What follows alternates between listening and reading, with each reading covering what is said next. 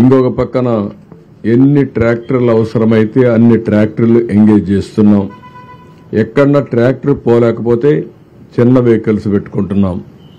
అది కూడా అవసరమైతే ఈ యొక్క పవర్ బోట్స్ ఏవైతే ఉన్నాయో అవి కూడా ఉపయోగిస్తాం. ఒక 2 మాత్రం హెలికాప్టర్స్ కూడా ఉపయోగిస్తున్నాం.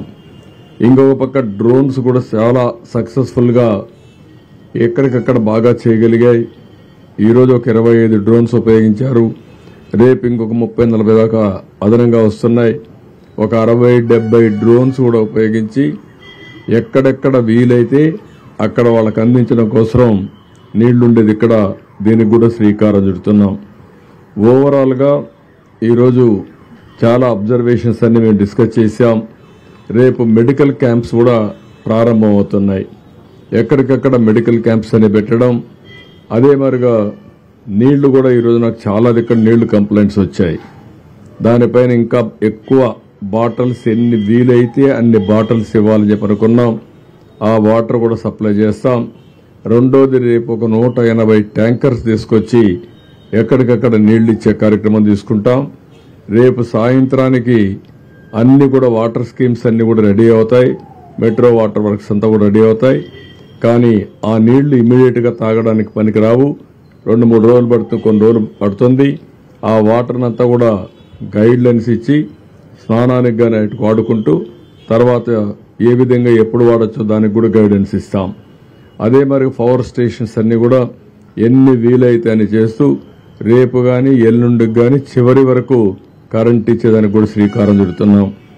ఎక్కడైతే నీళ్లు పవర్ స్టేషన్లో సబ్ స్టేషన్లో గాని ట్రాన్స్ఫార్మర్ దగ్గర ఉంటే షార్ట్ సర్క్యూట్ గాని షాక్ కొట్టే పరిస్థితి వస్తుంది. అలాంటివన్నీ కూడా ప్రికాషన్ తీసుకుని ఇమ్మీడియట్ గా రెస్టోర్ చేయడానికి అన్ని ప్రయత్నాలు చేస్తున్నాం. దానికి కూడా స్పష్టమైన ఆదేశాలు ఇచ్చాం. ఇంకొక పక్కన ఫైర్ ఇంజన్స్ అన్ని కూడా తెప్పిస్తున్నాం. Fire department అప్పచెప్పాం. ప్రతి ఒక్క ఇంటిని బురదలో కూరుకుపోయిన ఇళ్లన్నీ క్లీన్ చేసే బాధ్యత వాళ్ళకి అప్పచెప్పాం. ఎక్కడికక్కడ ఫైర్ ఇంజిన్ తీసుకొచ్చి ప్రతి ఒక్క ఇంటి ముందర పెట్టి ఆ ఇల్లంతా క్లీన్ చేసే బాధ్యత ఆ ఇంట్లో ఉండే వాళ్ళందరితో కూర్చొని వాళ్ళ సూపర్విజన్ లో అవన్నీ క్లీన్ చేసే బాధ్యత తీసుకున్నాం. రేపటి నుంచి ఎక్కడైతే క్లియర్ అయిపోయిందో అక్కడంతా కూడా ఎక్కడన్నా చెత్త అవన్నీ ఉంటే అవన్నీ క్లియర్ చేసి డ్రోన్స్ ని సమర్థవంతంగా ఉపయోగించుకొని ఎక్కడన్నా డ్రైన్స్ లో గాని బ్లాక్ ఉంటే అవన్నీ తీసేసి వాటర్ అంతా డ్రైన్ అవుట్ చేయడం, డ్రైన్స్ అంతా క్లీన్ చేసేయడం. అదే సమయంలో బ్లీచింగ్ గాని లేకుంటే ఏమి చేస్తే ఎఫెక్టివ్ గా ఉంటుందో డ్రోన్స్ ఉపయోగించి ఏమైనా లిక్విడ్ స్ప్రే చేయగలుగుతామా, టోటల్ శానిటేషన్ కి ఆ ఎక్సర్సైజ్ కూడా స్టార్ట్ చేస్తున్నాం. అదే మరిగా ఎక్కడెక్కడ రోడ్స్ అన్ని కూడా ఒకసారి డ్రోన్ ద్వారా పిక్చర్స్ తెప్పించి ఎవరన్నా భోంచేసి రోడ్డు మీద పారేసినా అవన్నీ క్లీన్ చేయడానికి అనేక చర్యలు చేపట్టాం. దాన్ని కూడా సాయంత్రానికి మళ్ళా అనలైజ్ చేసుకుని ఎక్కడ కూడా రోడ్డు మీద తిని పారేసిన ఇది గాని కాగితాలు గాని ఏమీ లేకుండా చాలా క్లీన్ గా పెట్టడం కోసం ఆలోచిస్తున్నాం. అదే మరి ఎక్కడన్నా డెడ్ బాడీస్ మిస్ అయి ఉంటే ఆ డెడ్ బాడీస్ తీసుకొచ్చి పోస్ట్ మార్టం చేసి ఆ కుటుంబ సభ్యులకు అప్పజెప్పే బాధ్యత. అదే మరి ఎక్కడైనా సరే ఈ పశువులు ఏవైనా కళేబరాలుంటే అవన్నీ కూడా డిస్పోజ్ చేయడానికి వెటనరీ డిపార్ట్మెంట్ కూడా బాధ్యతలు అప్పచెప్పాం. ఇవన్నీ కానీ ఉంటే ఎక్కడికక్కడ అనారోగ్య సమస్యలు వస్తాయి. అదే మరి ఎపిడమిక్ స్ప్రెడ్ అయ్యే పరిస్థితి వస్తుంది. ఇవన్నీ కూడా చేయమని చెప్పి చాలా స్పష్టంగా ఆదేశాలు ఇచ్చాం. ఈ రోజు నేను ఒక 25 కిలోమీటర్ల దగ్గర తిరిగాను. తిరిగిన తర్వాత చాలా వరకు మీరు చూస్తే ఒక హ్యూమన్ స్టోరీస్ కూడా ఓసారి ఒక కష్టం ఏ విధంగా తెస్తుందని ఆలోచించినప్పుడు నేను ఒక ప్రాంతానికి వెళ్తే అంబాపురం వెళ్తే అక్కడ నన్ను వచ్చి అడిగింది ఫుడ్ పాకెట్స్ పంపించారు. నిన్నటి నుంచి మా పిల్లలకు మంచినీళ్లు ఇవ్వలేకపోతున్నాం కాబట్టి ఆ మంచినీళ్లు పంపించమనే పరిస్థితికి వచ్చారు. అవి చూసినప్పుడు చాలా బాధేస్తుంది. అంటే పిల్లలకు మంచినీళ్లు ఇవ్వలేకపోయే పరిస్థితి వచ్చినప్పుడు పేరెంట్స్ ఎంత బాధపడుతున్నారో దీన్ని బట్టి అర్థమవుతుంది. ఆ విషయం మా వాళ్ళతో షేర్ చేశాను. ఈ రోజు కొంతవరకు మీరు అక్కడక్కడ లాస్ట్ మైల్లో పోలేకపోయినా రేపు ఎల్లుండి లోపల లాస్ట్ మైల్లో కూడా ఇవ్వాలని చెప్పి చాలా స్పష్టంగా ఆదేశాలు ఇచ్చాం. రెండోది సబ్ లేన్స్ ఇంకొక పక్కన స్కాటర్డ్ హౌసెస్, ఇంకో పక్కన మల్టీ స్టోరీడ్ బిల్డింగ్స్. ఇక్కడ ఫుడ్ పాకెట్స్ రాలేదని కంప్లైంట్ ఇచ్చారు. ఆ కంప్లైంట్స్ అని కూడా మా వాళ్ళకి చెప్పాను. అక్కడ కూడా ఎట్టి పరిస్థితిలో మీరు నేను చెప్పిన ఈ స్టాఫ్ను పెట్టుకొని అవసరమైతే కొన్ని సచివాలయాల్లో మనకు మనుషులు లేకపోతే రెగ్యులర్ పేమెంట్ ఇచ్చి ఎంగేజ్ చేసుకోండి, వాళ్ళ డబ్బులు పే చేస్తాం. కానీ ఎక్కడ కూడా ఒక్క వ్యక్తి కూడా మిస్ కాకుండా భోజనం మార్నింగ్ బ్రేక్ఫాస్ట్ నుంచి భోజనం కానీ ఇవన్నీ అందే బాధ్యత తీసుకోమని చెప్పి చాలా స్పష్టంగా చెప్పాను. ఇంకొక పక్క అక్కడక్కడ ఫుడ్ పాకెట్స్ కానీ బిస్కెట్స్ కానీ ఇసిరిసిరేస్తున్నారు. అవి వాటర్లో పడుతున్నాయి. ఆ వాటర్లో పడినట్టు తీసుకుని మళ్ళా తినే పరిస్థితికి వస్తున్నారు. అది పద్ధతే కరెక్ట్ కాదు. గౌరవప్రదంగా చేతికి అందజేసే బాధ్యత తీసుకోవాల్సిన అవసరం ఉంది. అందరికీ ఒకటే చెప్తున్నా, ఎక్కడ మీరు ఈ ఫుడ్ తీసుకుపోతే ఏదైనా సరే పళ్ళు కానీ బిస్కెట్స్ కానీ ఫుడ్ కానీ పాలు కానీ నీళ్లు కానీ చేతికి ఇచ్చే పద్ధతి నేర్చుకోండి. ఇది కంపల్సరీగా చేయాల్సిన అవసరం ఉంది. నిన్న ఈరోజు వాటర్లో దిగలేక కొంతమంది కూడా చేశారు, కానీ అది కూడా కరెక్ట్ కాదు. దీనివల్ల కంటామినేషన్ డిసీజెస్ వచ్చే పరిస్థితి వస్తుంది.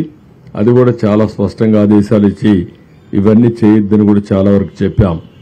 ఇంకో పక్క ఈరోజు ట్రాక్టర్స్ వచ్చాయి కాబట్టి చాలా వరకు విజిబిలిటీ వచ్చింది. చాలా వరకు ట్రాన్స్పోర్టేషన్ కూడా ఉపయోగపడ్డాయి. రేపు ఎన్ని ట్రాక్టర్లు కావాలనో ఎన్ని స్మాలర్ వెహికల్స్ కావాలనో అవన్నీ పెడుతున్నాం. ప్రతి ఒక్క వెహికల్ నేరుగా సచివాలయానికి వెళ్తుంది పోలీస్ ఎస్కార్ట్తో. మీరు ఇప్పుడు ప్రెషర్ కూడా తగ్గింది. నిన్న మొన్న ఎక్కడికక్కడ వెహికల్స్ హైజాక్ చేసే పరిస్థితికి వచ్చారు, కానీ ఈరోజు అలాంటి సమస్యలు లేవు. రేపు ఇంకా కూడా స్ట్రీమ్ లైన్ అవుతుంది. ప్రజలందరికీ అప్పీల్ చేస్తున్నా, ఎక్కడ కూడా మీరు హైజాక్ చేయడం కరెక్ట్ కాదు. అలాంటి చేయొద్దండి. ప్రతి ఒక్కరూ మీ ప్రాంతంలో మీరు ఉండండి. మీ ప్రాంతానికి వచ్చి మీ ఇంటికి వచ్చి ఫుడ్ డిస్ట్రిబ్యూట్ చేసే పరిస్థితికి వస్తాం. ఈ విషయం గుర్తుపెట్టుకోవాల్సిందిగా ప్రతి ఒక్కరిని కోరుతున్నాను.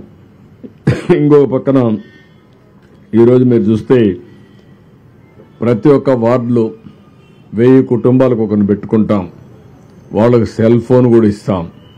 ఎప్పటికప్పుడు వాళ్ళు ఏదైనా మెసేజ్ పంపించాలంటే ఆ మెసేజ్ కూడా పంపించడానికి పెడతాం.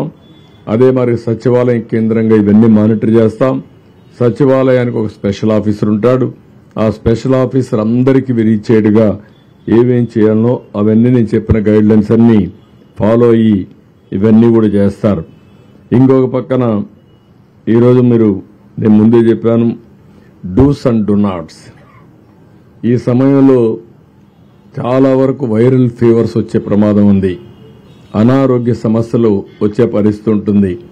దీనికోసమే ఏమి చేస్తే మంచిది, ఏమి చేయకూడదు, ఈ రెండు కూడా ఒక పాంప్లెట్ తయారు చేస్తున్నాం. ప్రతి ఒక్క ఇంట్లో చైతన్యం తెచ్చే విధంగా ఈ పాంప్లెట్స్ ఇచ్చి తద్వారా ప్రజా చైతన్యంతో వాళ్ళ ఆరోగ్యాన్ని కాపాడడానికి ఏమేం చేయాలనో అవన్నీ చేస్తాం. ఇది కాకుండా ఈరోజు టెక్నాలజీ ఉపయోగించి డ్రోన్ కానీ సెల్ ఫోన్ కానీ ఎన్యూమరేషన్ కూడా దీన్ని వాడమంటున్నాం. రాష్ట్రం మొత్తం ఎక్కడైతే వరి పంట దెబ్బతినిందో, పంటలు దెబ్బతిన్నాయో డ్రోన్ ద్వారా కవరేజ్ తీసుకోమంటున్నాం, అనలిటిక్స్ తీసుకోమంటున్నాం. అదే మరి ఇండ్లల్లో కూడా నీళ్లన్నీ వచ్చి స్కూటర్లు కానీ మోటార్ బైక్లు కానీ లేకపోతే కార్లు కానీ ఇవన్నీ ఉంటే దెబ్బతింటే అవన్నీ క్లీన్ చేసే బాధ్యత కూడా ఫైర్ సర్వీస్కి అప్పచెప్తున్నాం. ఎక్కడికక్కడ అవి కూడా క్లీన్ చేసి మళ్ళా రిపేర్ గంట పంపించే విధంగా. ఇంకో పక్కన రేపో ఎల్లుండో బ్యాంకర్స్తో ఇన్సూరెన్స్ కంపెనీస్తో కూడా ఒక మీటింగ్ పెట్టుకుంటాం. ఏవైతే మోటార్ వెహికల్స్ ఉన్నాయో లేకుంటే ఈ ఆటోలు కానీ కార్లు కానీ ఉన్నాయో వాళ్ళకందరికీ ఇన్సూరెన్స్ ఇప్పించాల్సిన అవసరం ఉంది. ఆ ఇన్సూరెన్స్ ఇప్పించడానికి ఏమేం చేయాలో చేసి ఒక 15 days లోపల అవసరమైతే సర్టిఫికెట్స్ అన్ని కూడా ఇప్పించి ఏ విధంగా క్లెయిమ్స్ అన్ని సెటిల్ చేయాలో చేస్తాం. అదే మరి కొన్ని వ్యాపారాలు పోయినాయి, కొన్ని ఈ యొక్క వాళ్ళు చేసే చిన్న చిన్న షాపులు ఇవన్నీ కూడా పూర్తిగా పోయే పరిస్థితి వచ్చాయి. ఇండ్లో కూడా నీళ్లు వచ్చే పరిస్థితి వచ్చింది. 3 రోజులుగా ఎవరికి ఏ పని లేకుండా ఇబ్బంది పడుతున్నారు.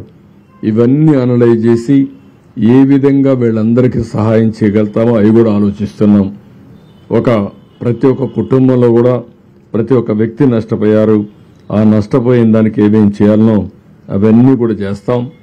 ఈ రిలీఫ్ ఇవ్వడానికి న్యూ గైడ్ లైన్స్ కూడా డిస్కస్ చేస్తున్నాం. రేపు అవన్నీ కూడా ఫైనలైజ్ చేసి ఇది టీంతో ఎన్యూమరేషన్ కూడా పూర్తి చేసి అదే మరి టోటల్గా రీహాబిలిటేషన్ కూడా పూర్తయిన తర్వాతనే ఇక్కడుండే అధికార యంత్రాంగం అంతా కూడా మళ్ళీ నెక్స్ట్ యాక్టివిటీకి వెళ్తాం. అంతవరకు వీలైనంత వరకు ఇది పూర్తి చేస్తామని చెప్పి కూడా నేను మీకు తెలియజేస్తున్నా. ఇది బ్రాడ్గా ఈరోజు మేము డిస్కస్ చేసుకున్నది. ఇవి ఎప్పటికప్పుడు రేపటికి కూడా మళ్ళీ ఒకసారి ఒక ఆలోచన వస్తుంది. ఎప్పటికప్పుడు అందరు ఆలోచనలు తీసుకొని సమర్థవంతంగా పనిచేయడం కోసం ఇప్పుడు బుడమేరు ఉంది. అక్కడ వాటర్ కూడా ఈ సింగనగర్ రాకుండా నేరుగా కొల్లేరు లేకపోతే వీటీపీఎస్ నుంచి కృష్ణానదికి వచ్చేదానికి అక్కడుండే అడ్డంకులను కూడా తొలగించి తొందరలోనే పూర్తి చేస్తాం. అదే మరిగా ఇక్కడ కృష్ణ లంకలో ఏవైతే ఆ గోడ కూడా ఉంది దానికి కూడా ఒక టార్గెట్ పెట్టుకుంటాం. నీళ్లన్నీ వచ్చే నీళ్లను లిఫ్ట్ కూడా చేయమన్నాం. ఇంకా లెవెల్ తగ్గితే ఈ నీళ్లు కూడా రిసీడ్ అవుతాయి. ఏవైతే ఇక్కడి నుంచి వాటరు కృష్ణా నదిలోకి వదిలిపెట్టారో ఆ డ్రైన్ వాటర్ అంతా ఒక్కొక్కసారి రివర్స్ వస్తూ ఉంది. ఆ లాక్స్ కూడా కొంతవరకు సరిగా లేవని చెప్పి అన్నారు. అవన్నీ కూడా ఏం చేయాలనో అవన్నీ కూడా రిపేర్ చేయించడం కానీ ఆ సిస్టాన్ని బిల్డప్ చేసే విధంగా ముందుకు పోతాం. ప్రతి ఒక్కది ఇక్కడ మైన్యూట్ డీటెయిల్స్కి వెళ్తున్నాం. చాలా సిస్టమేటిక్గా మళ్లీ ఈ సిటీకి ఇలాంటి జరగకుండా ఉండడం కోసం ఏమేం చేయాలని అవన్నీ వెళ్తున్నాం. ఫ్లడ్ వాటర్ మేనేజ్మెంట్ సిస్టానికి కూడా సిటీలో ఒక ప్రాజెక్ట్ అప్పుడు చేశాం.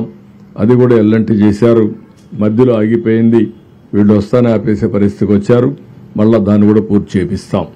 ఇలాంటి ప్రతి ఒక్కటి కూడా అనలైజ్ చేసుకుని ఏమేం చేస్తే ఇవన్నీ సెట్ అవుతాయో అన్ని చేయడం కోసం ఒక సమీక్షల్లో కూడా క్లియర్ కట్ యాక్షన్ ప్రోగ్రామ్ పెట్టుకొని ముందుకు పోతున్నాం. వీళ్ళని తొందరలో అన్ని పూర్తి చేస్తాం. This is in brief.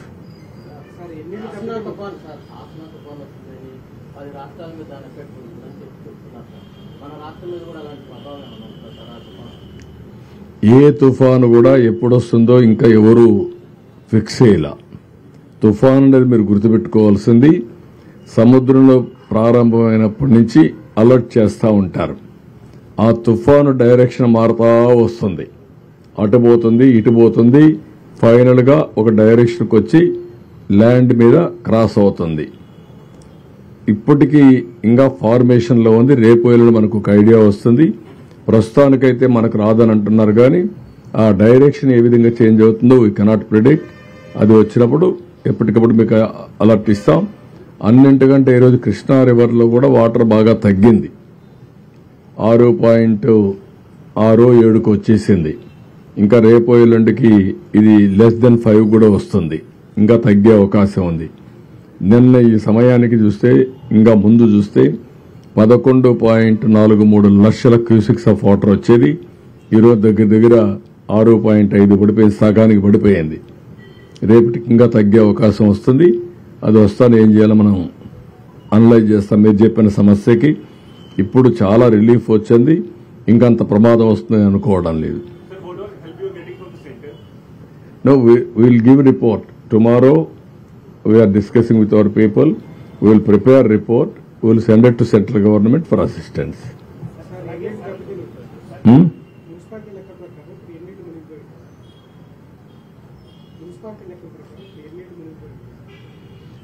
ఎన్ని ఇండ్లు మునిగిపోయినాయని కాదు, చాలా ఇండ్లు దెబ్బతిన్నాయి. సబ్మర్జెన్స్ వచ్చింది. మళ్ళా నీళ్లు వెళ్ళిపోయినప్పుడు వచ్చేస్తూ ఉంటుంది. ఇండ్లలో చాలా వరకు ఇబ్బంది కలిగింది. ఇంట్లో ఉండే వస్తువులన్నీ దెబ్బతిన్నాయి. వెహికల్స్ దెబ్బతిన్నాయి. అవన్నీ అనలైజ్ చేస్తున్నాం. ఎన్యూమరేషన్లో అన్నీ వస్తాయి మనకు.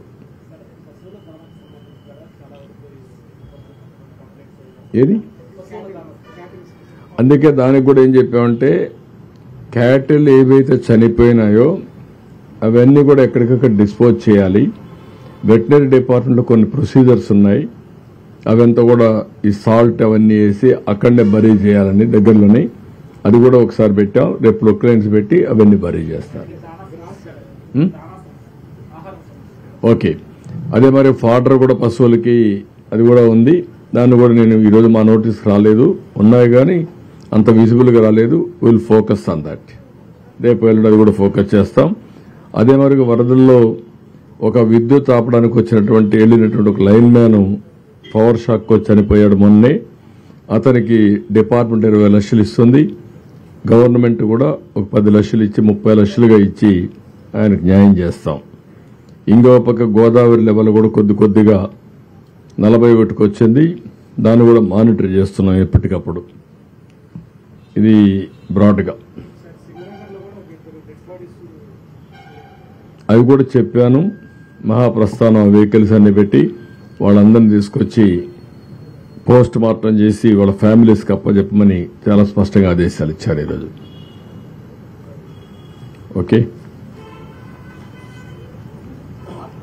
ఇంకొకటి కూడా మళ్లీ అపీల్ చేస్తున్నా. ఈరోజు చాలా మంది ముందుకు వచ్చారు. ఆ పేర్లు కూడా ఎప్పటికప్పుడు రిలీజ్ చేస్తున్నాం. కొంతమంది 1 crore అని 50 లక్షలని 10 లక్షలు 20 లక్షలు ఇస్తున్నారు. ఈ సీఎం రిలీఫ్ కింద ప్రత్యేకంగా విజయవాడలో వచ్చినట్టు వరదలపైన ఈ నగరంలో జరిగినటువంటి డ్యామేజ్ పైన అందరినీ సహకరించమని కోరాం. చాలా మంది వస్తున్నారు. వాళ్ళందరికీ మనస్ఫూర్తిగా ధన్యవాదాలు. ప్రభుత్వం తరపున కృతజ్ఞతలు. నేను ఒకటే అందరినీ కోరుతున్నా, ఇక్కడ విజయవాడలో ఉండేవాళ్ళు కూడా ఆ స్ఫూర్తి రావాలి. మనతో ఉండేవాళ్లు ఇబ్బందుల్లో ఉన్నప్పుడు మానవతా దృక్పథంతో మన బాధ్యతగా మనం అందరం కూడా సహకరించే పరిస్థితి రావాలి. అందరూ ఏ విధంగా మీకు తోచిన విధంగా వాళ్ళను కూడా ఆదుకోవడానికి ముందుకు రండి. అదే మరిగా కొండే బాధితులు కోరుతున్నా, మీరు కూడా తొందరపడాల్సిన పని లేదు. అందరికీ న్యాయం చేస్తాం. ఇప్పటికే మీరు చూశారు, 3వ రోజు చరిత్రలో ఇంత పెద్ద విపత్తు ఎప్పుడు రాలేదు. కానీ ఆ విపత్తును ఆదుకోవడం కూడా ఎంత సమర్థవంతంగా చేశామో మీరు చూశారు. ఈరోజు ఒక ముఖ్యమంత్రిగా మీరు చూస్తే ఒక 4.5 గంటలు ప్రొక్లైన్లో వెళ్ళానంటే నాకు వాస్తవ పరిస్థితులు ఎక్కడైతే జరుగుతున్నాయో అక్కడికి పోవాలంటే వేరే మార్గం లేదు. నేను హెలికాప్టర్లు వెళ్ళొచ్చు, కానీ హెలికాప్టర్లు వెళితే పైన చూసేదానికి అవకాశం ఉంటుంది. డెప్త్కి పోలేం. డెప్త్కు పోవాలంటే ప్రజలతో ఇంటరాక్ట్ అయితే తప్ప సాధ్యం కాదు. అందుకని రోడ్డు మీద వచ్చి నేను చూశాను. రిమోట్ ఏరియాస్కి ఎవ్వరూ పోలేని ప్లేసెస్ కూడా వెళ్ళాను ఈరోజు. అవన్నీ కూడా స్టడీ చేశాను. ఆ విషయాలని మా వాళ్ళతో షేర్ చేసుకున్నాను. మా వాళ్ళు కూడా చాలా వరకు ఆల్ అడ్మినిస్ట్రేషన్ మొత్తం గ్యారప్ అయ్యారు. రేపు ఎల్లుండో మీకు చాలా వరకు నార్మల్స్ తేవడానికి సర్వ విధాల ప్రయత్నం చేస్తున్నాం, తీసుకొస్తాం. Thank you. అవి కూడా పెట్టాం. డిజిటల్ పేమెంట్ పెట్టాం, క్యూఆర్ కోడ్ ఇచ్చాం.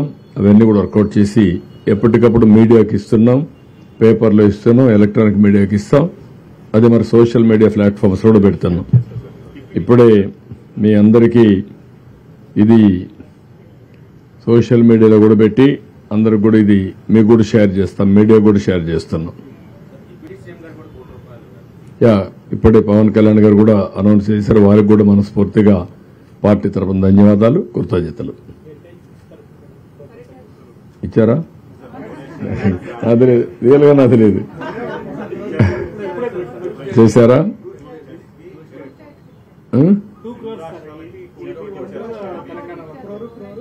ఓకే, అక్కడ కూడా ఇచ్చారు. Okay, good. నాకైతే ఐడియా లేదు, వాళ్ళు చేశారు.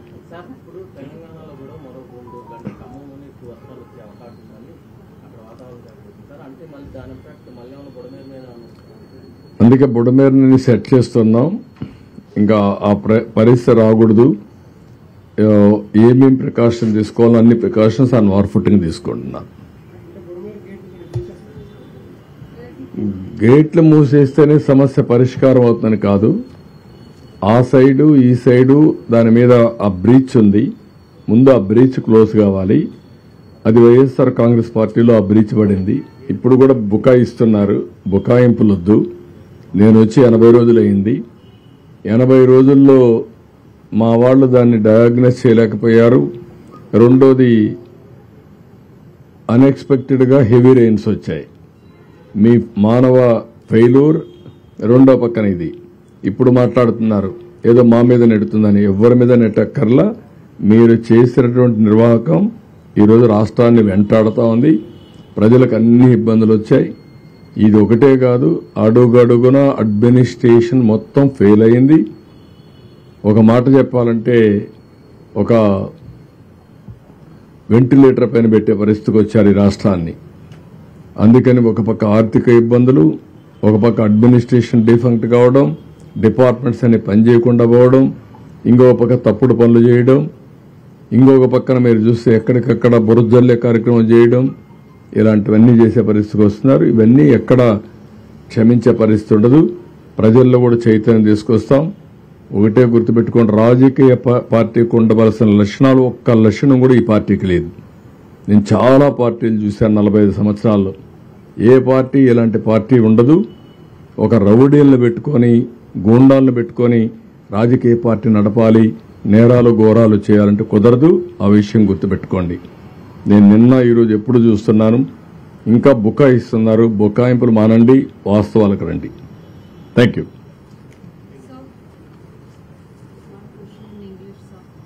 Enough, no? One question in English. Yeah. It's okay. Sir, come mind कर लेते हैं. नहीं. It's okay. Wait. I'm here. Sir. Let her come.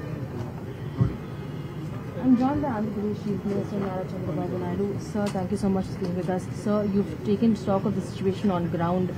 Today, you've also travelled across various locations. Primarily, a lot of low-lying areas. How is the government planning to go ahead and look into all the repercussion measures? Now, every person we want to reach, last mile.